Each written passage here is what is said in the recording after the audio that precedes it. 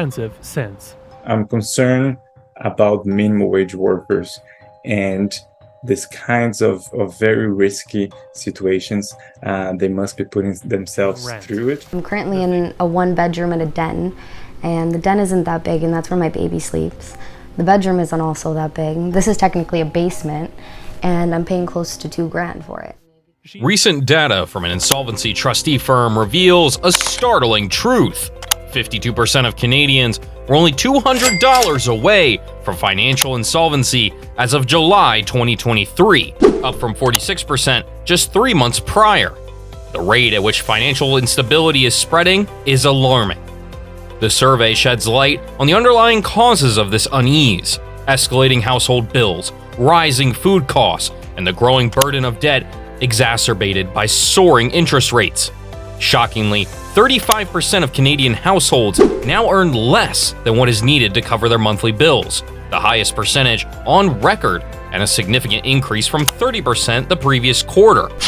Despite the Liberal government's assurance under Prime Minister Justin Trudeau that the economy is robust and Canadians are thriving, the statistics paint a very different picture.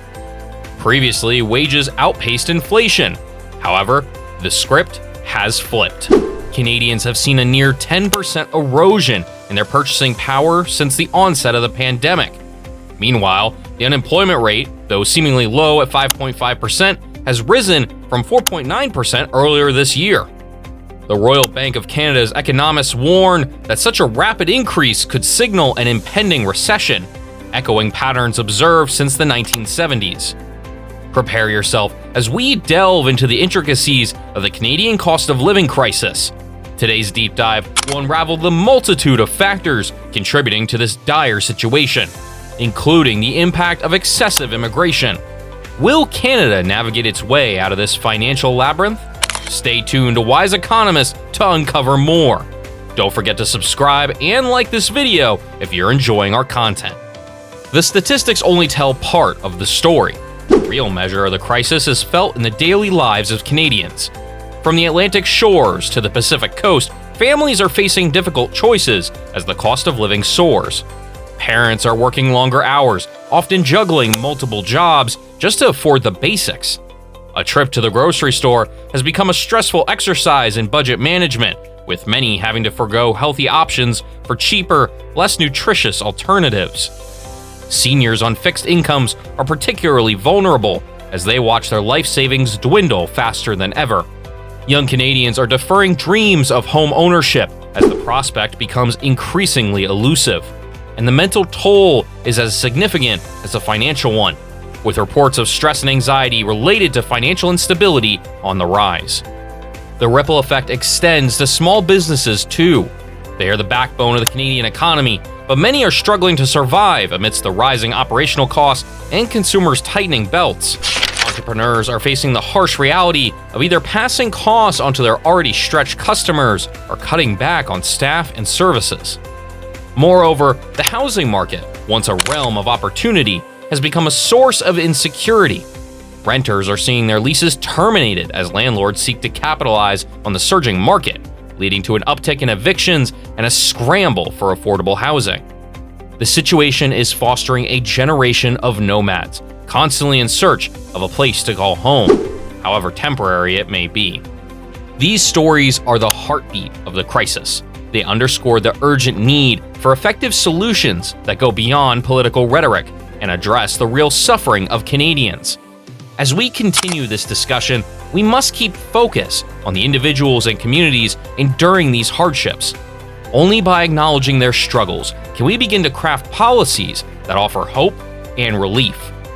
A decade ago, signs of a political and economic downturn were evident, yet the current government appears blindsided by the severity of the crisis. Upon ascending to power, the Liberals were bequeathed a faltering system. Instead of implementing reforms, they leveraged these issues for political gain, leading to a now exacerbated situation. Canada's productivity, the engine of wealth growth, has stalled, with no significant increase in a decade, even during periods of low interest rates. The nation's economic growth, largely debt-driven, has been mistaken for prosperity as housing prices skyrocketed many Canadians dove into real estate speculation, not out of a desire for land ownership, but betting on a never-ending price increases. This speculative bubble, now bursting in the face of high interest rates, unveils the illusion of wealth that many mistook for economic growth. Over the past 24 years, the government's debt addiction has spiraled, with the Trudeau administration permitting deficits to swell, funding expansive social programs. The COVID-19 pandemic only accelerated this trend, doubling the national debt within just 15 years to a staggering $2.1 trillion. This unrestrained spending, amidst warnings from economists, has contributed to inflation, which many refer to as a hidden tax. Rather than directly raising taxes, the government has devalued the currency, eroding purchasing power.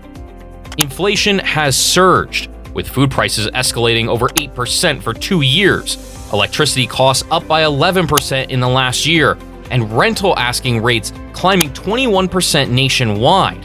The overall inflation rate, which has dipped to 2.8% earlier in the summer, has rebounded to 4%, with food prices remaining consistently high. The Bank of Canada has been mandated to control inflation, a task that necessitates raising interest rates. This has dire implications for both the government, now facing soaring interest on debt, and households, which are witnessing an explosion in mortgage payments. Canadians carry a collective debt of $2.9 trillion, making them the most indebted among the G7 nations, predominantly due to mortgages. The average mortgage size has doubled in the last decade, with household mortgage debt increasing by 50% in just 5 years. Canada's ambitious immigration targets have also strained the economy. In recent years, the government has ramped up its immigration quota to 400,000 people per year in 2023, with plans to increase it further. This influx, alongside a record number of international students and temporary foreign workers, has led to a population growth nearing 3% annually, the fastest among developed nations. Yet, the infrastructure and economic growth have not kept pace, leading to a per capita wealth creation decline of 2.5% from the previous year. Experts have voiced concerns that the government may be exacerbating the cost of living crisis by not adequately addressing the strains of rapid population growth on housing and other essential services. Derek Holt, Vice President and Head of Capital Markets Economics at Scotiabank, recently highlighted the inflationary impact of high immigration levels on housing costs in the absence of sufficient supply. Canada has grown by just 0.5% in the past year, but with 3% population growth, that means that on a per-person basis, Canada's economy has shrunk by 2.5%. The current government could take immediate steps to mitigate the cost of living crisis, such as reassessing immigration levels and curbing debt spending. However, these measures seem unlikely given the political landscape. The immigration minister has described international students as a significant financial asset, prioritizing tuition revenue over housing availability for all. Similarly, efforts to reduce the deficit seem implausible as the government relies on the support of the Social Democratic NDP, which oppose cuts to social programs. As a result, Canada finds itself in a precarious position, seemingly trapped in a circle of debt and unaffordable living costs. The political leadership appears to be at a loss for solutions, as reflected in recent polls indicating a potential shift in public support towards the Conservatives, suggesting a desire for change. To counter the rising costs of living, Canada needs a multifaceted approach. First, a boost in economic productivity is crucial. This can be achieved through increasing investment in technology, innovation, and education, sectors known to drive sustainable economic growth. Reforming the housing market is also essential. By incentivizing the construction of affordable housing and implementing regulations to curb speculative buying, the government can help stabilize the market and make homes more accessible. On the fiscal front, achieving a balanced budget without compromising essential services is key. This could involve reassessing government spending, streamlining services, and investing in programs that support economic expansion. Alongside fiscal reform, calibrated monetary policy is necessary to manage inflation while being mindful of the impacts of rising interest rates on consumer debt. Lastly, Canada's immigration policy should align with its economic needs and capacity for integration. By ensuring that immigration levels correspond with the job market and infrastructure, the country can maintain its cultural richness and economic vitality without exacerbating the cost of living challenges. It's a delicate balance, but with thoughtful policy adjustments and collaborative efforts across sectors, Canada can pave the way towards a more affordable living standard for its citizens. With the quality of life for Canadians on the decline, the nation is clearly seeking new directions. Could a different government approach rectify these issues, or are deeper systematic changes required? Share your thoughts in the comments below, and let's have a discussion on how Canada can navigate these challenging economic waters.